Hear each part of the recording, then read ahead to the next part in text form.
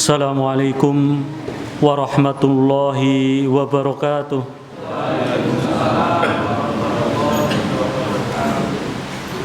Alhamdulillah hamdan katsiran thayyiban mubarakan fih kama yuhibbu rabbuna wa yardah.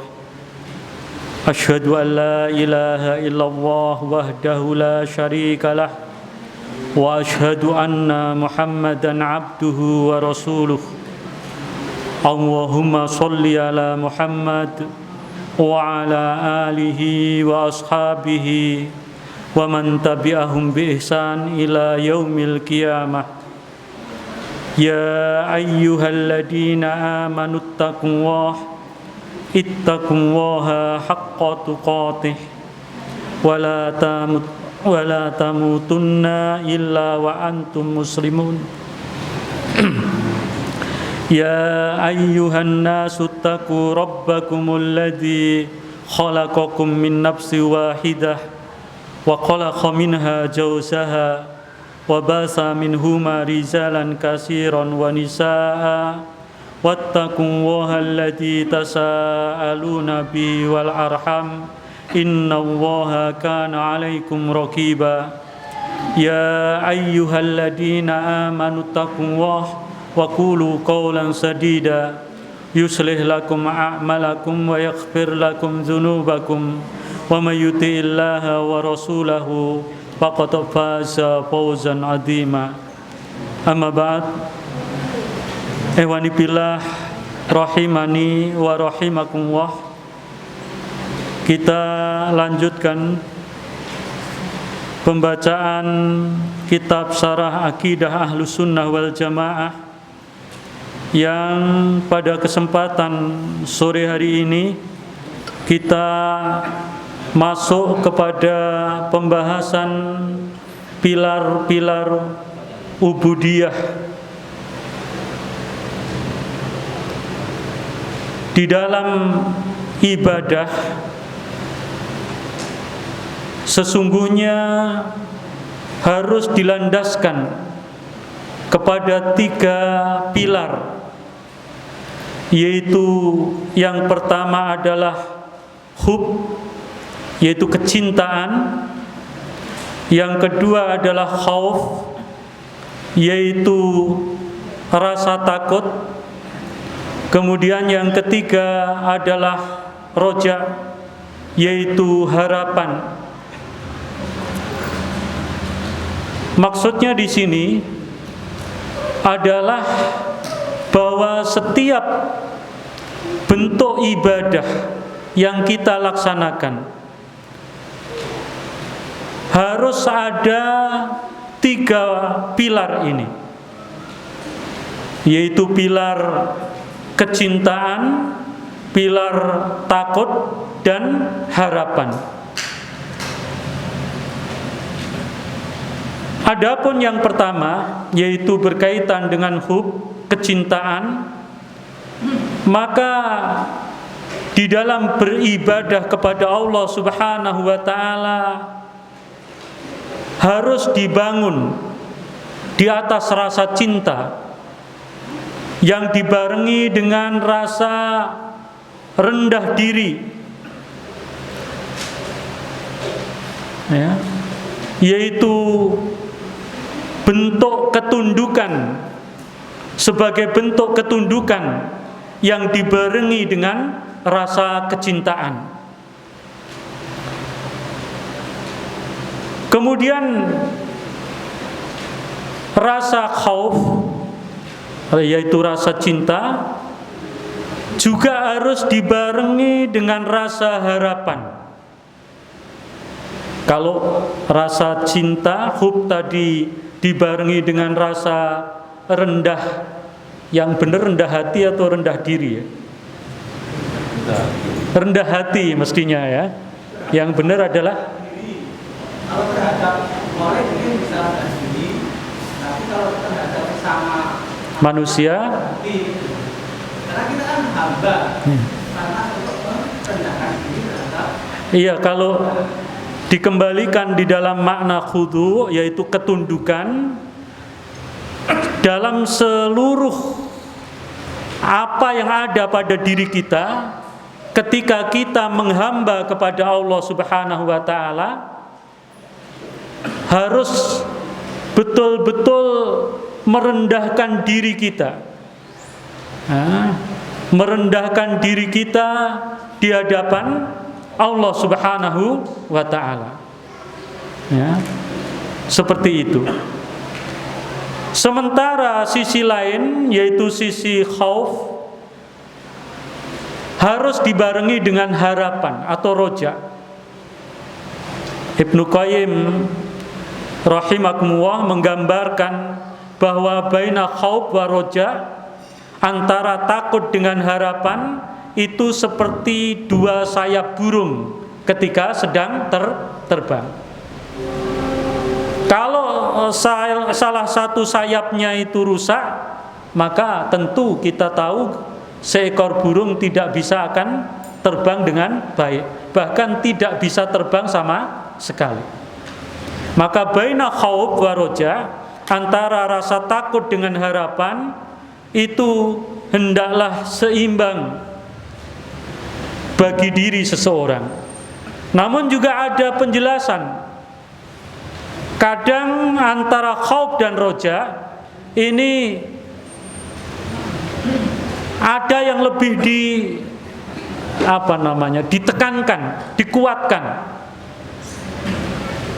Yaitu ketika seseorang bergelimang dosa, banyak melakukan dosa-dosa, maka hendaklah dia lebih memperkedepankan khauf daripada harapan, takut daripada harapan.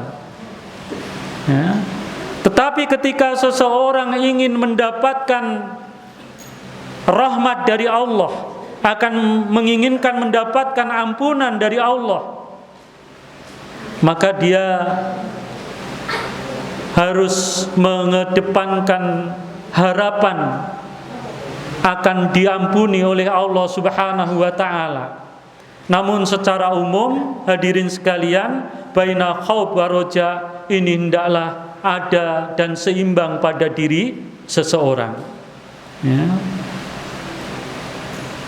Dan yang demikian itu sebagaimana Allah Subhanahu wa taala jelaskan berkaitan dengan rasa cinta, yaitu di dalam firman-Nya di dalam surah Al-Maidah ayat 54, yuhibbuhum wa yuhibbunah.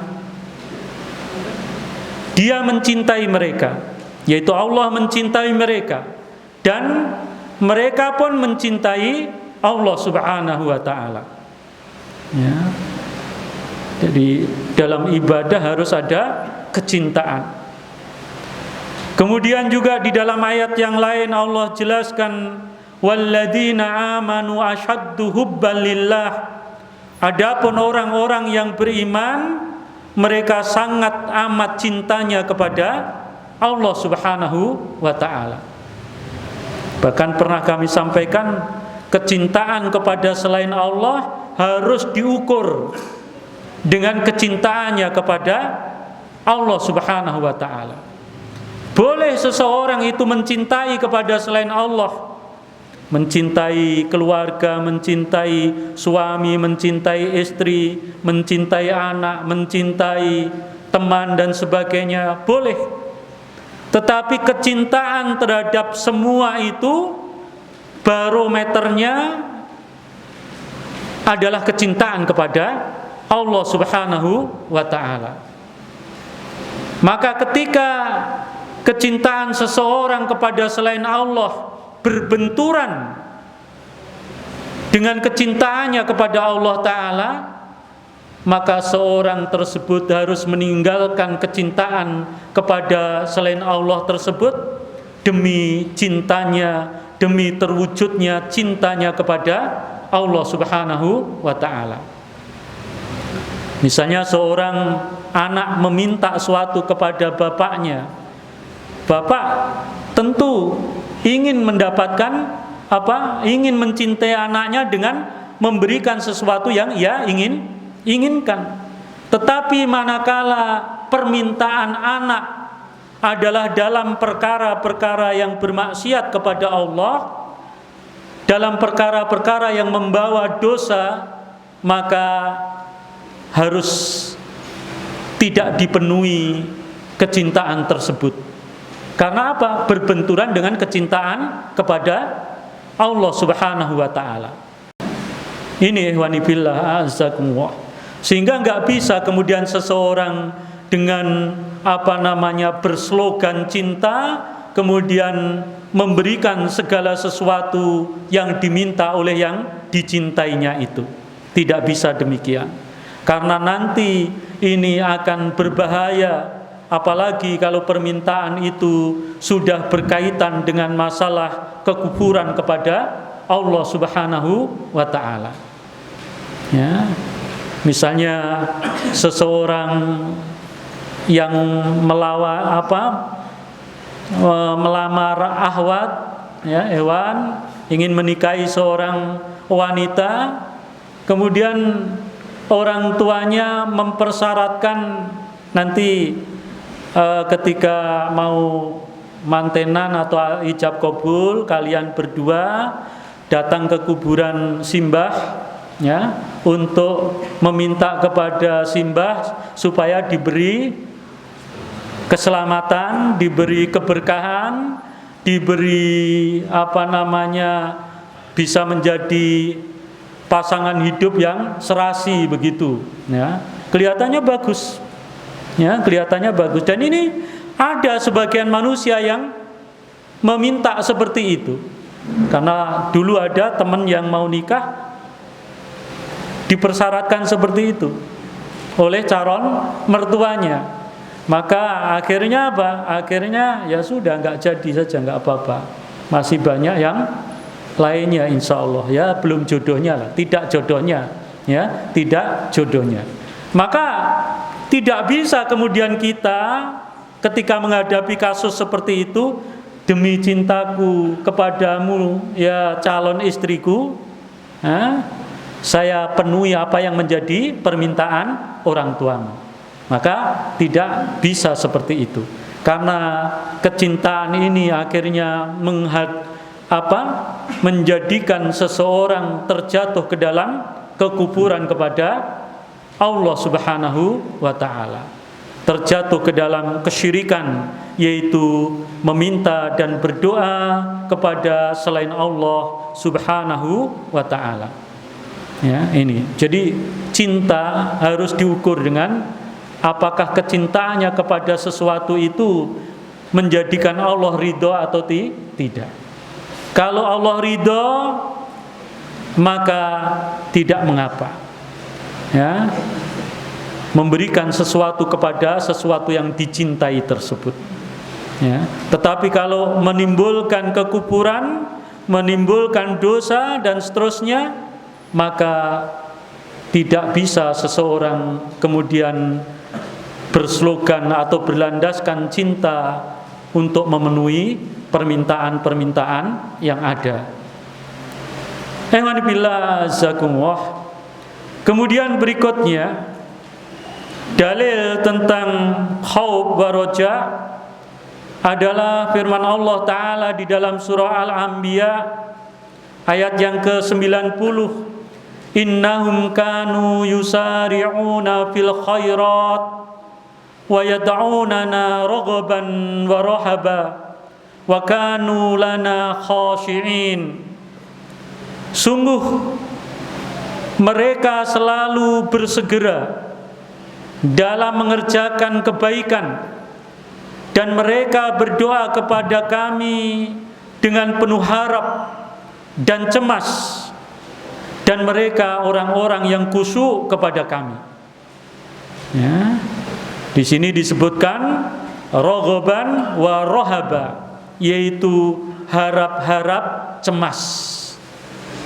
Ya. Berharap agar amal-amal yang dikerjakan diterima oleh Allah, dan cemas, takut kalau amalnya tidak diterima oleh Allah Subhanahu wa ta'ala. Berharap agar dimasukkan ke dalam surganya Allah Ta'ala, dan takut kalau dimasukkan ke dalam nerakanya Allah Subhanahu wa taala. Sehingga sesuatu yang masru', sesuatu yang disyariatkan adalah kita ketika beramal mengharapkan dimasukkan ke dalam surga. Ya. Karena ada orang yang mengingkari ini. Mereka beramal tidak berharap surga. Mereka mengatakan kami beramal untuk mendapatkan ridho dari Allah Subhanahu wa taala. Tentu kita akan katakan bahwasanya kita beramal memang untuk mencari keridhaan Allah Subhanahu wa taala dan berharap untuk dimasukkan ke dalam surganya Allah Subhanahu wa taala. Ya. Karena mereka mengatakan, ya Allah, kalau kami beramal untuk mendapatkan surgamu, maka masukkanlah kami ke dalam nerakamu. Ia menantang. Kalau kami beramal dalam rangka untuk mendapatkan surgamu, maka masukkanlah kami ke dalam nerakamu. Keinginannya seolah-olah benar, tapi menyelisih petunjuk Rasulullah SAW, menyelisih dalil-dalil yang ada. Kita akan berdoa setiap saat, senantiasa berdoa, Rabbana atina fid dunya hasanah wa fil akhirati hasanah wa qina adzabannar.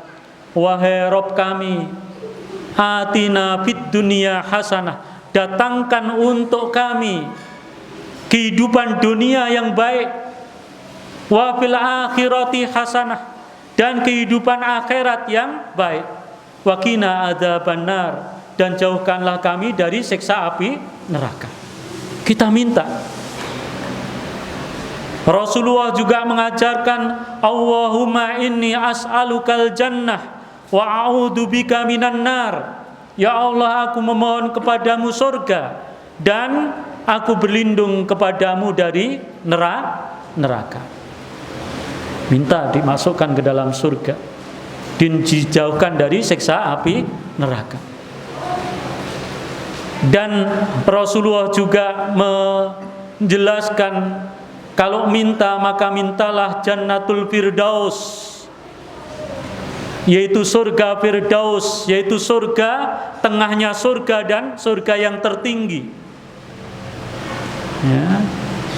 Jannatul Firdaus.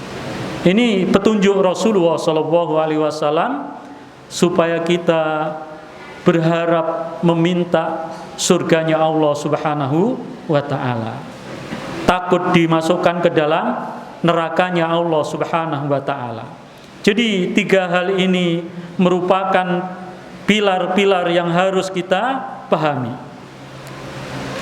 Sebagian salaf mereka mengatakan bahwasanya barang siapa yang beribadah kepada Allah hanya didasarkan kepada rasa cinta semata, maka dia adalah seorang zindik. Nah, seorang zindik, yaitu ibadah yang hanya didasarkan kepada cinta, tidak takut dan tidak mengharap.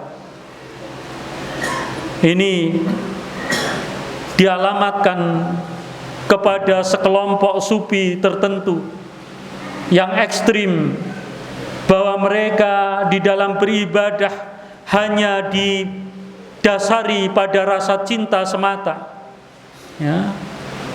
Karena mereka meyakini sepenuhnya dengan hanya dasar rasa cinta itu semata, maka mereka akan dimasukkan ke dalam surga.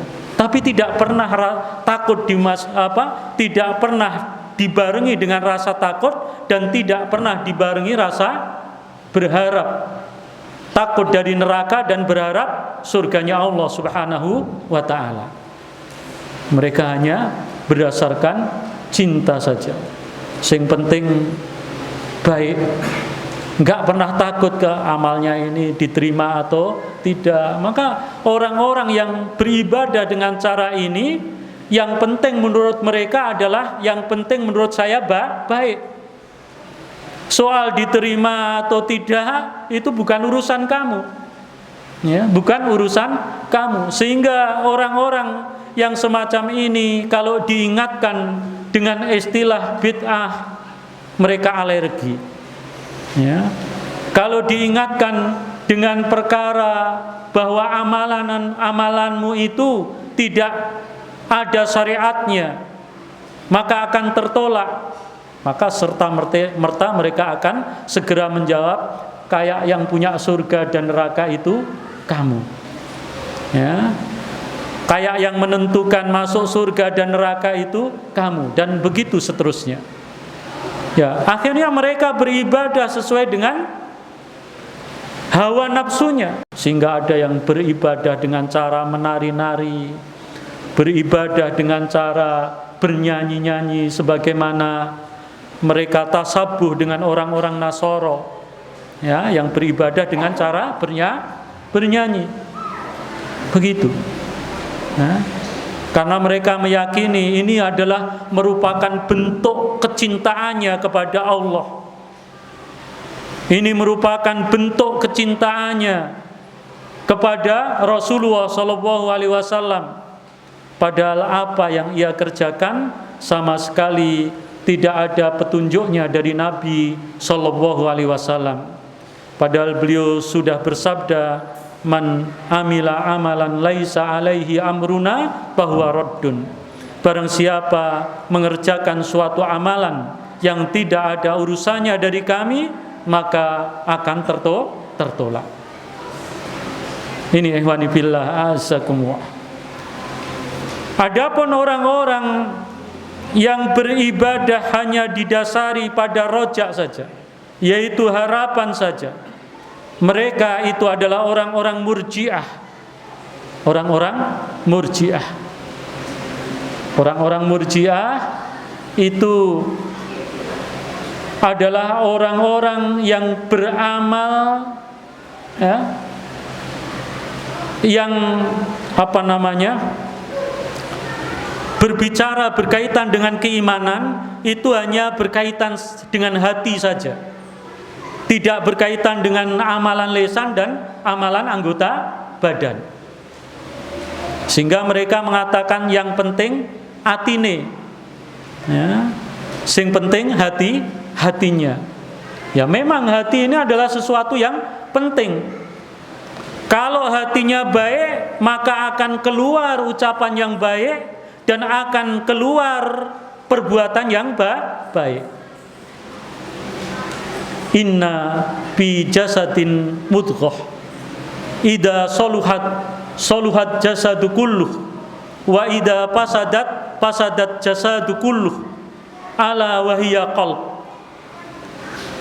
Ketahuilah sesungguhnya di dalam badan seseorang ini, di dalam jasad seseorang ini ada segumpal darah. Apabila segumpal darah ini baik, maka akan baik selainnya, seluruh jasadnya. Tetapi apabila buruk, maka akan buruk pula. Ala wahyal qalb. Ketahuilah sesungguhnya itu adalah jantung hati. Nah, ini merupakan penentu dari amalan yang dikerjakan oleh manusia, baik itu ucapan maupun perbuatannya. Seorang yang hatinya baik, maka akan memunculkan perkataan-perkataan yang baik dan amalan-amalan yang baik. Ini. Selanjutnya, barang siapa yang beribadah kepadanya hanya dengan khauf, rasa takut saja, maka mereka itu adalah haruri. Haruri ini adalah nama suatu tempat yang di tempat itu orang-orang Khawarij berkumpul, ya, setelah mereka keluar dari pasukannya Ali, yang sebelumnya mereka adalah sebagian besarnya pasukannya Ali bin Abi Thalib ketika berperang melawan Muawiyah bin Abi Sufyan radhiyallahu anhuma. Karena Ali dengan Muawiyah ini berdamai, Ali mengutus Abu Musa al-Asy'ari untuk berunding, sedangkan Muawiyah mengutus Amr bin As untuk berunding. Maka ada sekelompok manusia yang mereka dengan kedangkalan pikirannya mengatakan bahwa masa hukum diserahkan kepada manusia.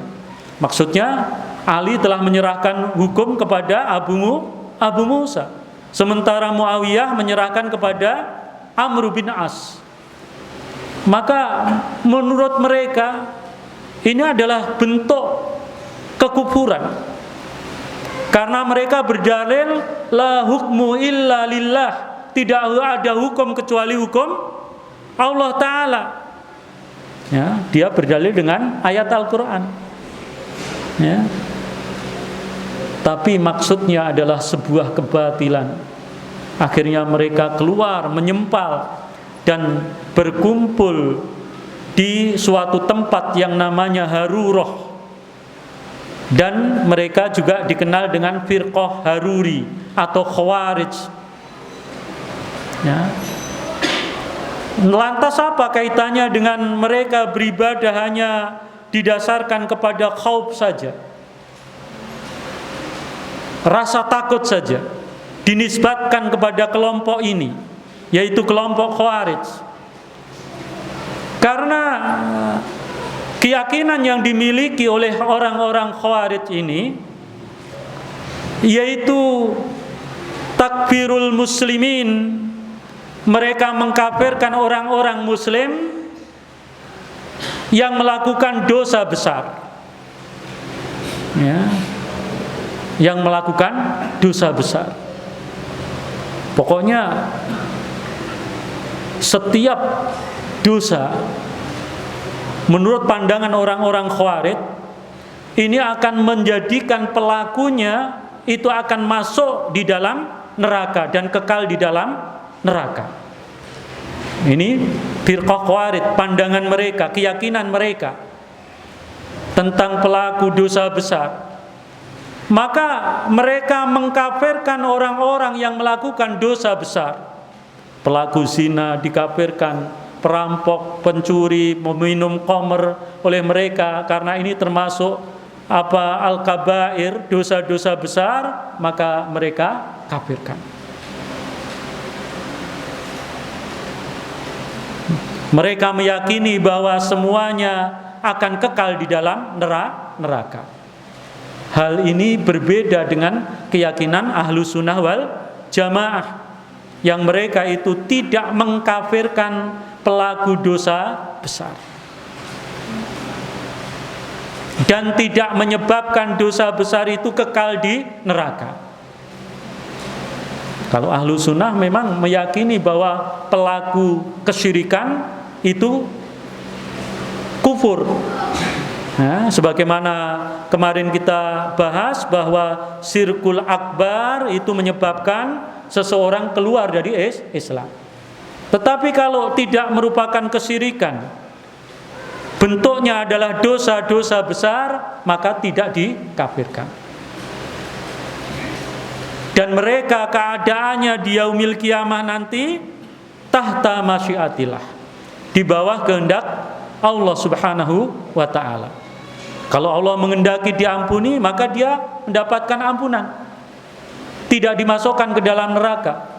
Tapi kalau Allah menghendaki untuk disiksa terlebih dahulu, maka akan disiksa sampai batas waktu yang ditetapkan oleh Allah Subhanahu wa ta'ala. Tetapi mereka tidak kekal di dalam neraka. Ini keyakinan ahlu sunnah, keyakinan kita. Sementara Khawarij tidak demikian. Mudah sekali keluar dari mulut mereka mengkafirkan kaum muslimin. Ya. Kalau apalagi yang berkaitan dengan kaum muslimin yang menduduki jabatan-jabatan tertentu di pemerintahan, yang mendukung pemerintahan misalnya, mereka kafirkan. Ini adalah keyakinan yang menyelisihi daripada petunjuk yang telah datang dari Rasulullah SAW. Bahkan orang-orang yang melakukan dosa besar, hadirin sekalian, mereka berpeluang untuk mendapatkan syafaat dari Rasulullah SAW.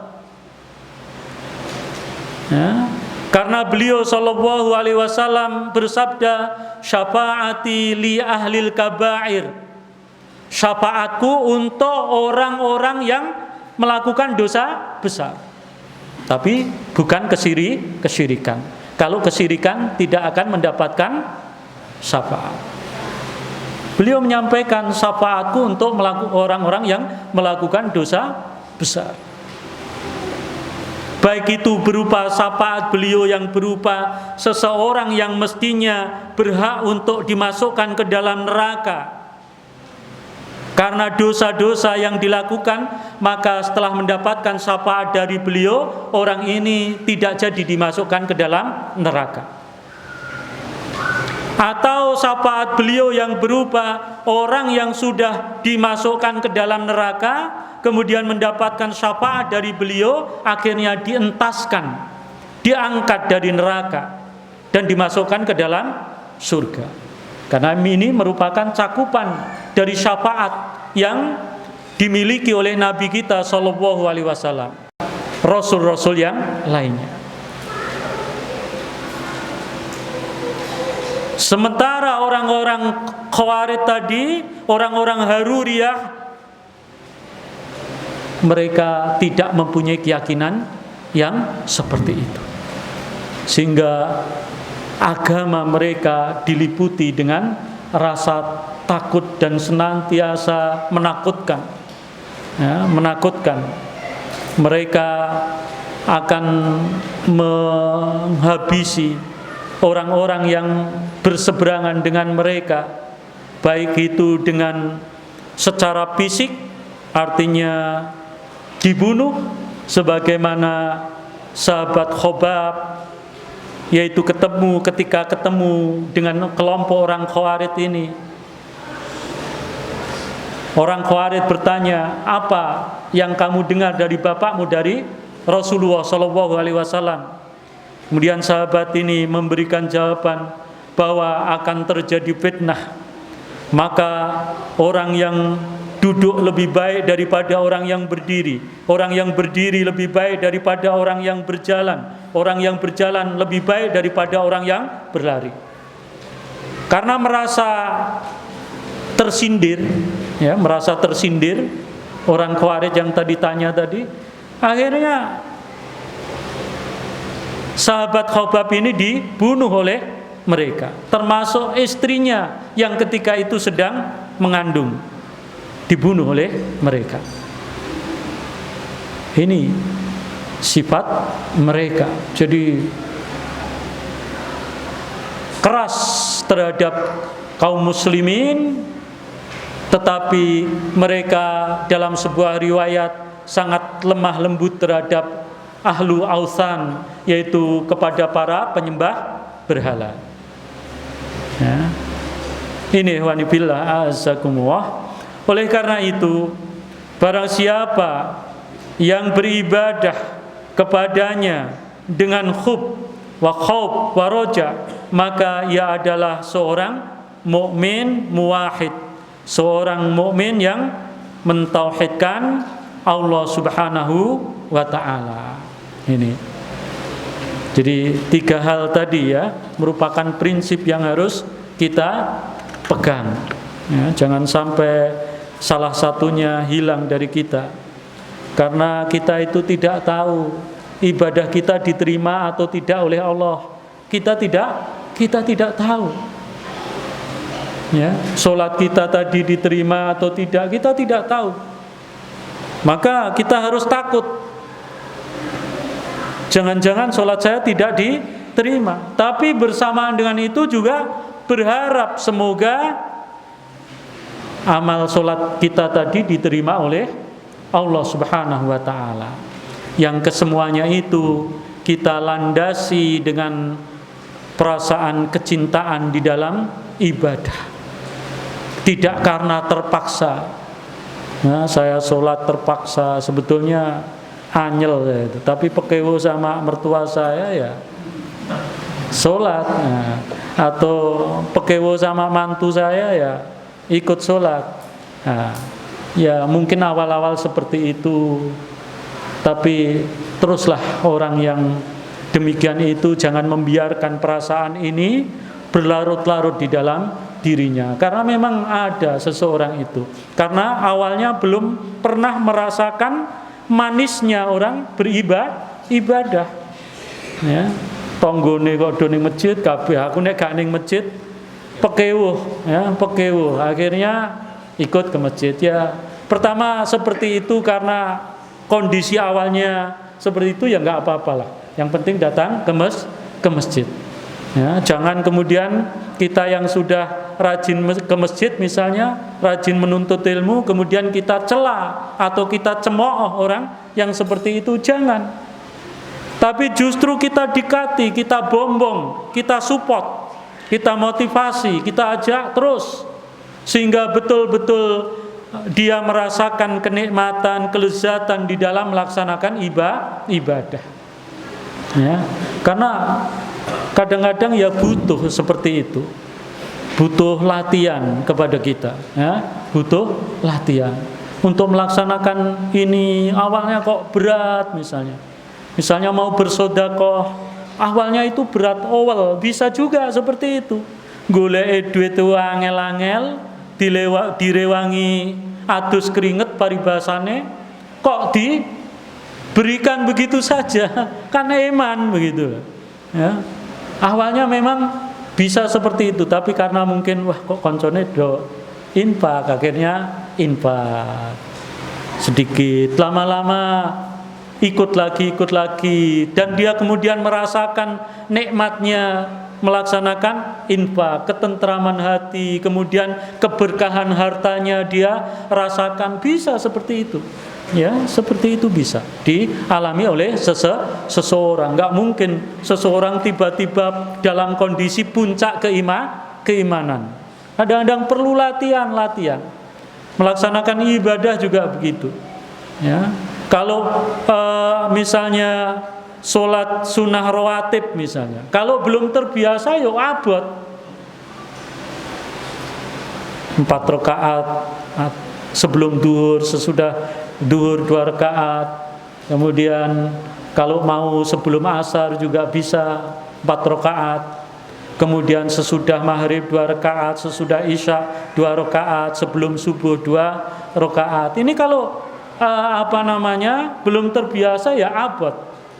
Tapi minimal kita punya target 2 rakaat sesudah maghrib dan 2 rakaat sebelum subuh. Ya. Nanti dengan begitu lama-lama yang lainnya akan ketut, melu-melu. Nah, seperti itu, butuh pelatihan dan dipaksa, ya, dipaksa seperti itu. Jadi kondisi seseorang itu seperti itu. Dan kadang-kadang yang sudah ada keistiqomahan, suatu saat mengalami futur juga, yaitu lemah semangat, ya, seperti itu. Maka sebetulnya ini sudah ada kuncinya. Rasulullah menyampaikan bahwasanya tetaplah engkau dalam kebaikan walaupun futur, walaupun mungkin kok lagi males ini melaksanakan ini. Mungkin teman-teman yang biasa Senin Kemis atau yang lainnya tahajud dan sebagainya, suatu saat mengalami futur, ya segera memohon kepada Allah agar dikembalikan seperti semula. Artinya keimanannya supaya dibangun kembali seperti itu. Ini jadi itu merupakan pilar-pilar ibadah. Ini perlu kita ketahui karena ada sekelompok manusia yang ternyata menyimpang di dalam masalah ini, yaitu baik yang mereka tadi hanya berdasarkan cinta saja, mereka adalah orang-orang zindik, yang berdasarkan rasa harapan saja, yaitu orang-orang murji atau orang-orang murjiah, atau yang berdasarkan rasa takut saja, yaitu orang-orang Haruri atau orang-orang Khawarij ini. Mudah-mudahan Allah selamatkan kita semuanya dari 3 kelompok manusia itu dan dimasukkan ke dalam golongan manusia yang beribadah didasari karena rasa cinta, rasa harap, dan rasa takut. Mereka itulah orang-orang mukmin yang muwahhid, orang-orang mukmin yang betul-betul bertauhid kepada Allah Subhanahu wa taala. Wallahu a'lam bishawab. Mungkin ada pertanyaan?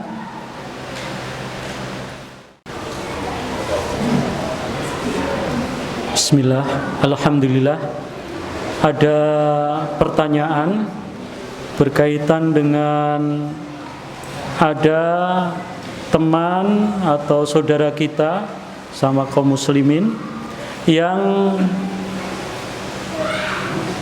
dulu mungkin rajin ya, kemudian sekarang futur, tidak mau ke masjid dan sebagainya. Dalam permasalahan ini, pertama kita harus tetap berhusnudon kepada saudara kita tadi. Mungkin husnudon kita adalah mungkin dia tidak datang ke masjid ini atau masjid yang biasa dulu dia laksanakan sholat, tapi pindah ke masjid yang lainnya. Kan bisa jadi seperti itu. Maka pertama kita harus tetap berhusnudon terhadap saudara kita tersebut. Jangan menjatuhkan vonis tertentu sebelum permasalahan itu jelas ya, karena masih ada beberapa peluang. Bahkan sampai di depan kita, di hadapan kita, misalnya sampai kita tahu melaksanakan suatu kemaksiatan sekalipun, kita oleh para ulama diminta untuk mencari agar ada udzur bagi dia, ada alasan bagi dia sampai melakukan seperti itu. Nah, cari supaya tetap kita berprasangka baik terhadap saudara kita. Bahkan ada yang sampai menyebutkan carilah sampai 70 udzur untuk saudara kita. Ya, seperti itu. Ya, kayak tadi mungkin dia ke masjid yang lain atau mungkin ada hal-hal tertentu yang menyebabkan seseorang seperti itu. Kemudian kaitannya dengan futur itu sendiri, ya. Ahlu sunnah memang meyakini bahwasanya al-imanu yazidu wa yanqus, yazidu bit ta'ah wa yanqusu bil maksiat. Iman itu kadang naik, kadang turun. Naik ketika melaksanakan ketaatan dan turun ketika melaksanakan kemaksiatan. Maka di antara sebab turunnya iman sehingga seseorang menjadi futur, itu adalah karena faktor kemaksiatan. Faktor kemaksiatan ini menyebabkan seseorang menjadi lemah di dalam beramal, tidak bersemangat di dalam beramal. Ya. Oleh karena itu dibutuhkan secara dirinya sendiri untuk segera menyadari perkara ini. Ini dari intern. Di samping itu juga dibutuhkan dari orang lain untuk segera mengingatkan kembali saudaranya, mengajak kembali di dalam masalah ketaatan. Nah, kadang-kadang kita dalam masalah ini lemah. Koncone lagi futur kita biarkan saja. Nah, mungkin lagi sumpek ya, mikir butuh ora kecekel misalnya. Kan bisa ini menyebabkan seseorang futur. Delek-delek ning omah wae misalnya. Nah, seperti itu bisa terjadi. Sehingga pergi ke masjid pun enggan dan sebagainya. Banyak faktor. Ya. Oleh karena itu perlu saudaranya yang lain untuk menegurnya, menolongnya, membantunya. Ini bantuan dari luar. yang dari dalam juga perlu segera kita ingat bahwasanya ini akan merugikan diri kita sendiri kalau kita tetap berada di dalam futur tadi. Apalagi kalau sampai bisa misalnya meninggalkan sholat atau yang lainnya, karena bisa sampai seperti itu. Ya, ini sudah masuk ke dalam perkara yang sangat membahayakan bagi diri seseorang. Nah, dan Ewanillah azakumullah sebagai penguat di dalam diri kita, ya,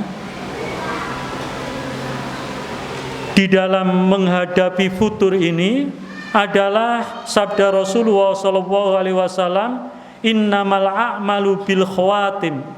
Sesungguhnya amalan seseorang itu tergantung penutupnya. Artinya apa?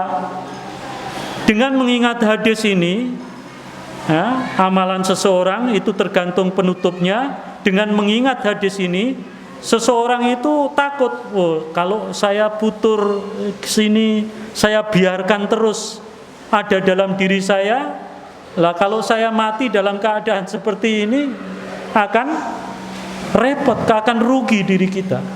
Maka dengan mengingat itu akan menyemangati kita untuk segera kembali, ya, ke jalan Allah Subhanahu wa taala. Walaupun dalam proses kembali itu ya kadang-kadang perlu tidak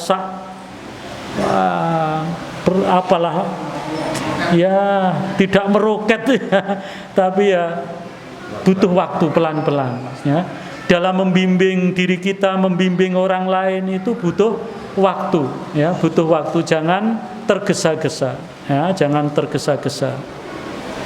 Maunya kadang-kadang seseorang itu pokoknya karena harus seperti saya. Ketika berdakwah pun mengajak orang lain untuk persis seperti saya misalnya, atau mengajak orang lain harus persis seperti saya. Enggak bisa seperti itu. Kemampuan orang berbeda-beda, ya, berbeda-beda. Dan tidak boleh orang berdakwah itu mengajak harus seperti saya, itu tidak boleh.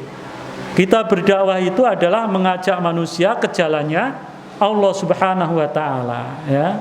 Tidak untuk mengikuti penyeru tadi, dai tadi, tidak, tapi mengajak orang untuk mengikuti jalan Allah Subhanahu wa taala, ya. Jalan Allah Subhanahu wa taala, seperti itu. Jadi wallahu alam, seperti itu. Jadi satu, kita tetap harus husnudzon, berprasangka baik. Kemudian yang kedua, ada motivasi dari dalam dan juga dari luar. Dan di sini dibutuhkan kebersamaan bagi kita semuanya. Wallahu a'lam bishawab. Demikian kita akhiri dengan doa kafaratul majlis. Subhanakallahumma bihamdika asyhadu an la ilaha illa anta astaghfiruka wa atubu ilaik. Billahi taufik wal hidayah. Assalamualaikum warahmatullahi wabarakatuh.